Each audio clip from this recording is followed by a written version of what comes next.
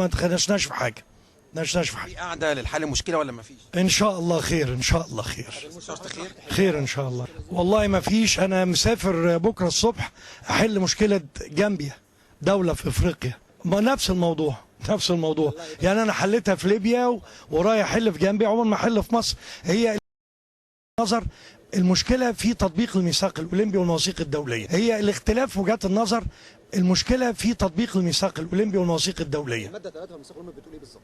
بتقول انه اللجنه الاولمبيه هي الراعي الرسمي في اي دوله في العالم على قطاع البطوله، لاي اتحادات دوليه ليها داخل من أندية وأي منظمات رياضية في وضع لوائحها ووضع قوانينها من خلال جمعياتها العمومية اللي هي الديمقراطية. العالم كله بيقول هذا الكلام. كنت حريص حضرتك تكون متواجد النهارده في، مش عاوز اقول يعني قعده صلح، ما تركتوش لاي حاجه، ليه اهم حاجه للبعثه اللي مسافره؟ يا فندم مش ما فيش اي ازمه ولا حاجه ولا عايزين فعلا، ما فيش ازمه فعلا. الناس كلها زي ما انت شايف مصطفى واولادنا عندهم اصرار وتحدي وعزيمه، لا بيفرق معاه فتره انتقاليه ولا تحول ديمقراطي. الولاد كل عينيهم اصرار وعزيمه. الولاد عارفين انه تمثيل مصر هو شرف، لكن الشرف ده هو مسؤوليه في حد ذاتها. المسؤوليه بعد الثوره اصبحت مضاعفه. هو قد التابع ان شاء الله، هو عارف ده اللي بيدخل بهجه على البيوت المصريه، هو عارف هو على الحلبه او المضمار او الملاكمه،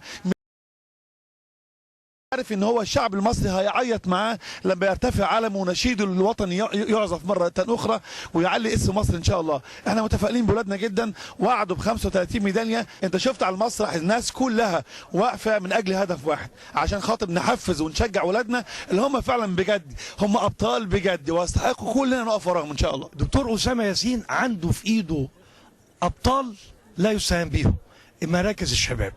فمراكز شباب يا معالي الوزير ربنا يديك الصحه، وانا متاكد لان هو بطل هيطلع لنا ابطال منها ان شاء الله. معالي الوزير متقبل لو معالي الوزير اخذ قعده مع العمري بيه تقعدوا مع بعض؟ يا فندم ما فيش، لا الدنيا خلصانه.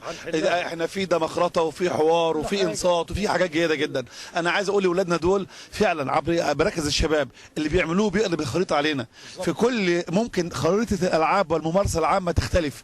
ثق مع كل بطل في ملاكمه او مصارعه انه غير الخريطه على الارض في الاخر، ان كل محافظه وخرج منها بتتحول كلها لمصارعه او ملاكمه. فاللي هم بيعملوه ده مش قليل وكتير، وعايزينكم كاعلام صادق شفاف واقف معانا ندعم هؤلاء ونروح كلنا ان شاء الله زي ما احنا بنودعهم، نقف ان شاء الله نساعد عليهم هم جايين ان شاء الله بالذهب والميداليات باذن الله.